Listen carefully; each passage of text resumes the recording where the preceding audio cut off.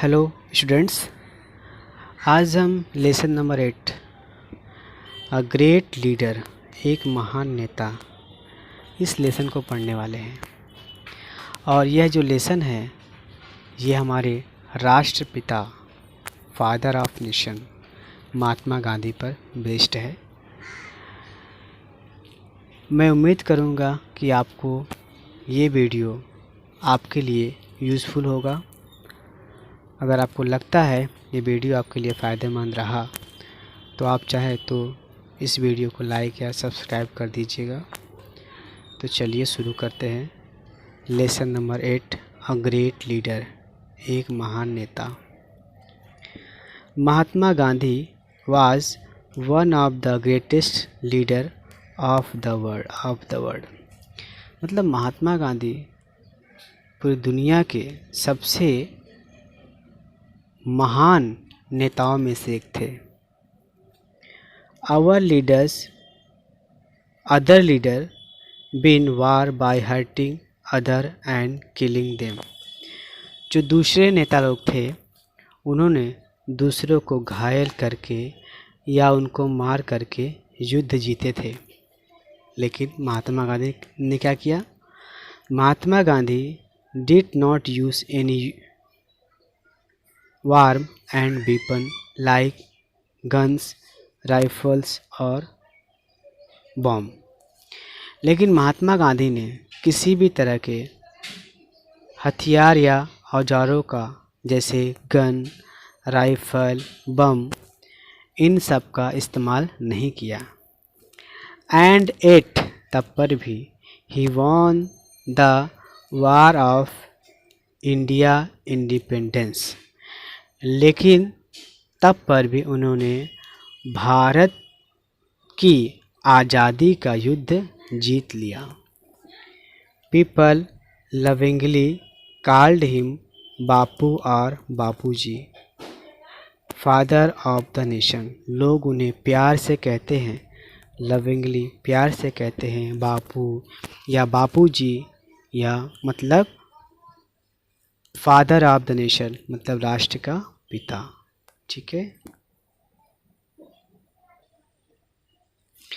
Gandhi ji was a man of iron will.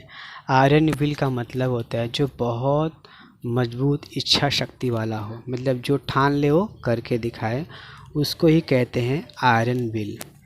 If he decided to do something he did it. मतलब अगर वो कुछ करने की ठानते थे, डिसाइड करते थे, तो वो उसको करते थे। No matter how difficult it was. वो काम कितना डिफ़िकल्ट है यह उनके लिए मायने नहीं रखता था। One day he decided that he would have an early morning prayer every day. एक बार उन्होंने डिसाइड किया था कि वो रोज़ सुबह प्रेयर करेंगे, भगवान की प्रार्थना करेंगे। फ्रॉम दैट डे ऑनवर्ड्स, मतलब उस दिन के बाद से, he never missed the prayer. उस दिन से उन्होंने अपनी पूजा को कभी मिस नहीं किया, मॉर्निंग प्रार्थना को कभी मिस नहीं किया, मतलब भूले नहीं। ठीक है, आगे बढ़ते हैं।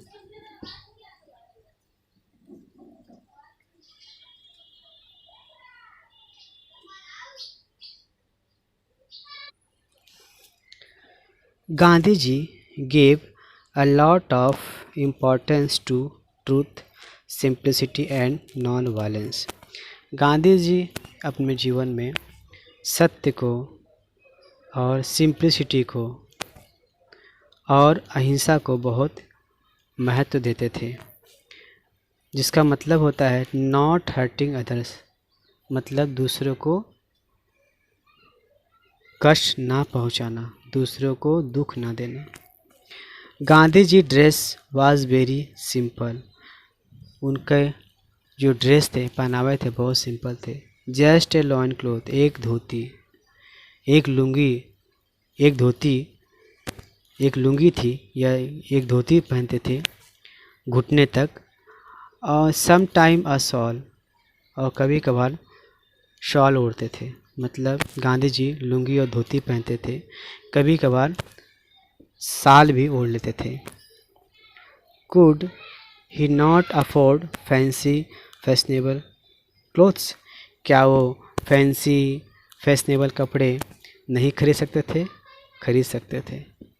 ऑफ कोर्स ही कुड, हाँ वो खरीद सकते थे फैशनेबल कपड़े।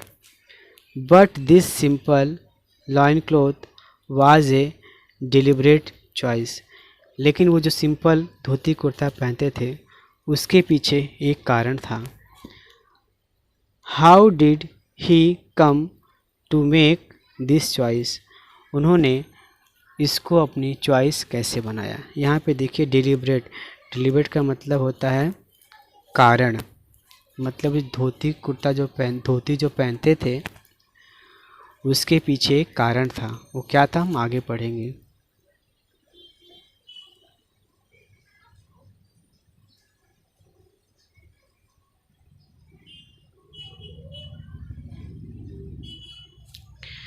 Once Gandhi ji was on a lecture tour in Odisha, एक बार गांधी जी भाषण दे रहे थे उड़ीसा में। Usually men and women gathered in large number to listen to him, मतलब सामान्यतः जो है आदमी और औरतें दोनों जो है इकट्ठा होकर के उनके भाषण सुनते थे। In Odisha however women were not seen at this public meeting और लेक्चर, लेकिन इस पब्लिक मीटिंग में जो उड़ीसा में महात्मा जी दे रहे थे, महात्मा गांधी दे रहे थे, उसको सुनने के लिए औरतें जो है नहीं आई थी, नॉट सीन नहीं आई थी। On making inquiries Gandhi ji found that the people in that part of the country were so poor that their women folk had not a decent things to wear। मतलब क्या हो गया? जब उन्होंने इसके बारे में लोगों से पूछा कि लेडीज़ें क्यों नहीं हैं मेरा भाषण सुनने के लिए, तो लोगों ने बताया कि people in that part of country, मतलब देश के इस भाग में लोग इतने गरीब हैं कि वहाँ की औरतें जो है अपने लिए कपड़े नहीं खरीद सकती। मतलब उड़ीसा में उस समय इतनी गरीबी थी कि वहाँ की औरतें जो है डिसेंट, मतलब ठीक ठाक कपड़े नहीं पहन सकती थी, इतनी गरीबी थी वहाँ पे।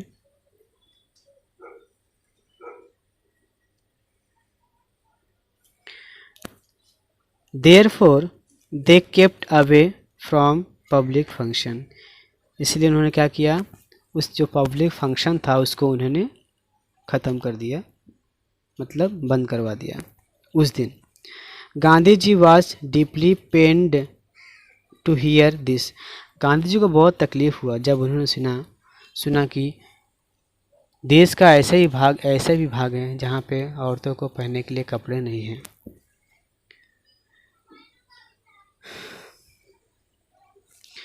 बी इट कोल्ड और hot he never change his simple dress, तो जब उन्हें तकलीफ़ हुआ तो फ्रॉम डैट डे, उस दिन से ही decided to wear the bare minimum of clothes, उस दिन से उन्होंने डिसीजन लिया, निश्चय किया कि वो कम से कम कपड़े पहनेंगे।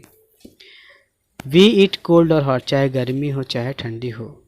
He never changed his simple dress, वह अपने सिंपल ड्रेस को कभी चेंज नहीं करेंगे।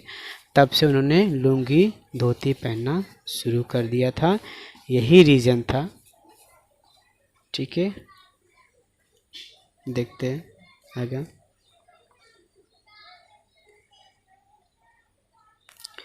Once he had gone to England to attend a very important conference, एक बार वह इंग्लैंड गए थे, किस लिए गए थे? एन इम्पॉर्टेंट कॉन्फ्रेंस, एक सभा थी, कॉन्फ्रेंस मतलब मीटिंग थी, बुलाया गया था। इंग्लैंड में, उसको अटेंड करने गए थे। मतलब महात्मा गांधी जो है इंग्लैंड में एक इम्पॉर्टेंट कॉन्फ्रेंस में भाग लिए थे।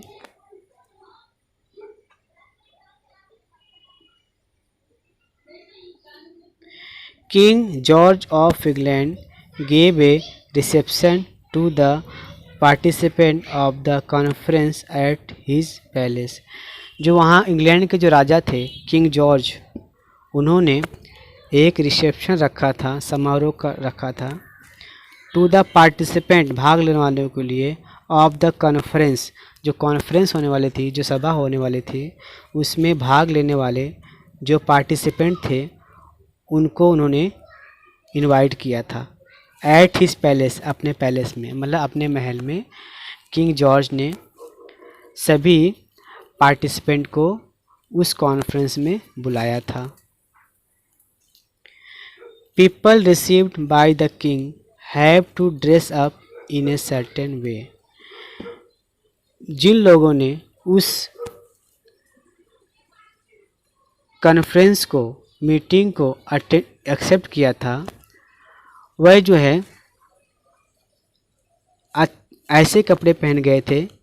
इन ए सर्टेन वे, मतलब वो अच्छे अच्छे कपड़े पहन गए थे। People received by the king, king ने जिन लोगों को बुलाया था वह लोग ड्रेस अप पहन गए थे। इन ए सर्टेन वे, एक अलग तरीके के कपड़े पहन गए थे। At that time England rule over India, उस समय भारत पर अंग्रेज़ों का, इंग्लैंड का शासन था। People in England wanted to know if Gandhi ji would change the style of his dress to see the king। मतलब लोग यह जानना चाहते थे क्या गांधी जी अपने पहनावे को बदल देंगे राजा को दिखाने के लिए। मतलब वो इतने बड़े राजा की मीटिंग में जा रहे हैं, कॉन्फ्रेंस में जा रहे हैं, रिसेप्शन में जा रहे हैं, तो क्या उनके लिए गांधी जी अपने पहनावे को बदल देंगे। लोग इसके बारे में जानना चाहते थे।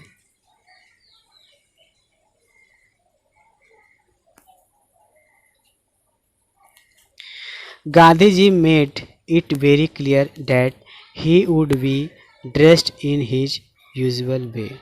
लेकिन गांधी जी ने इसको साफ कर दिया कि वह उनसे मिलेंगे, लेकिन जैसे कपड़े वह पहनते थे, प्रायः जो जैसे कपड़े पहनते हैं उसी कपड़े में उनसे मिलेंगे। Even when visiting the king of England, हाँ, मतलब जब राजा से मिलेंगे, किंग ऑफ इंग्लैंड से मिलेंगे, तब पर वो जैसे कपड़े पहनते हैं उसी कपड़े में उनसे मिलेंगे, मतलब लुंगी धोती शॉल में। Gandhi ji he would wear the dress of the people whom he represented।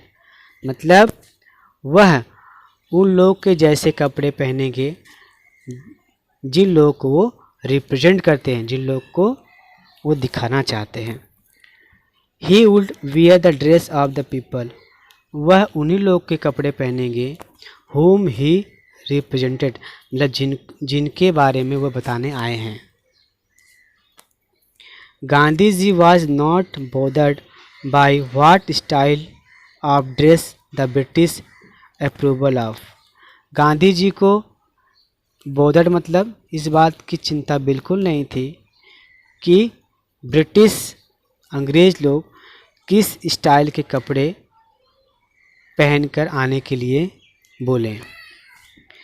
So long as the poor people in his country did not have enough cloth to wear, जब तक कि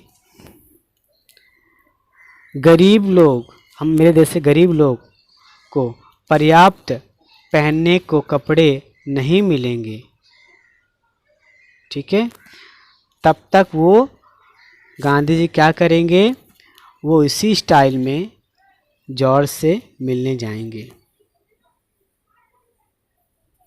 मतलब वो अपना कपड़े चेंज नहीं करेंगे।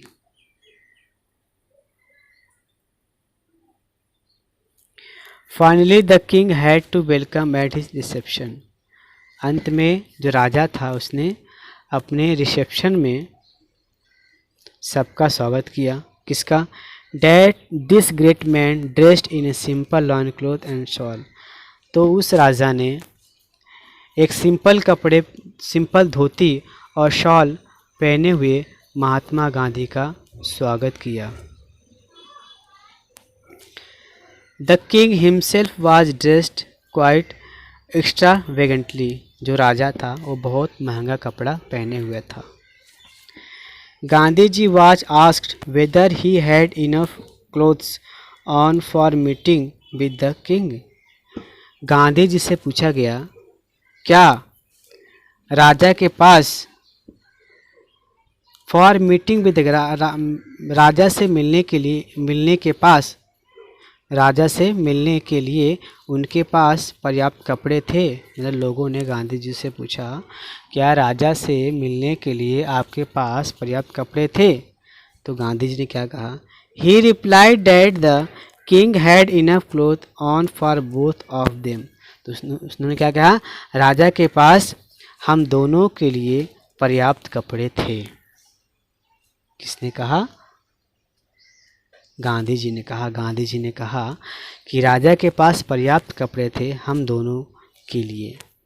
जब लोगों ने उनसे पूछा क्या गांधी जी आपके पास मीटिंग के लिए कपड़े थे, तब गांधी जी ने कहा कि राजा के पास इतने पर्याप्त कपड़े थे हम दोनों के लिए।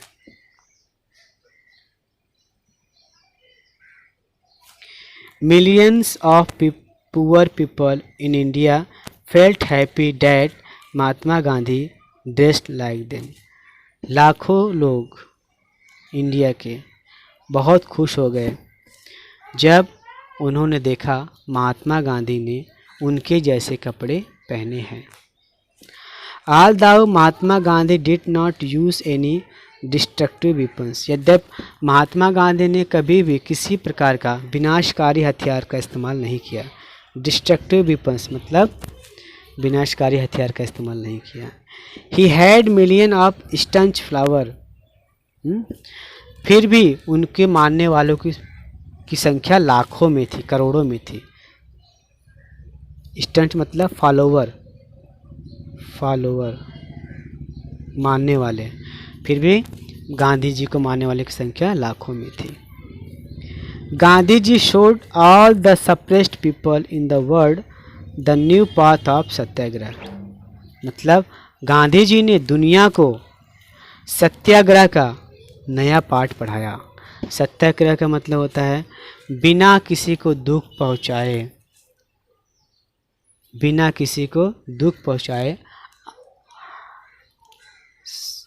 आंदोलन करना, बिना किसी को दुख पहुंचाए, ठेस पहुंचाए, बिना कोई हिंसा किए दूसरों से अपनी बातें मनवाना। He is remembered for his greatness not only in India but in all parts of the world. मतलब उनकी इस महानता को याद केवल इंडिया में ही नहीं किया जाता बल्कि दुनिया के दूसरे भागों में भी उनकी महानता को याद किया जाता है। तो बच्चों यहाँ पे हमारा ये लेसन पूरा ख़त्म हो गया। उम्मीद करता हूँ आपको समझ में आ गया होगा। अगर आप 2-3 बार पढ़ेंगे तो आपको और अच्छे से समझ में आ जाएगा। वीडियो सुनने के लिए थैंक यू वेरी मच।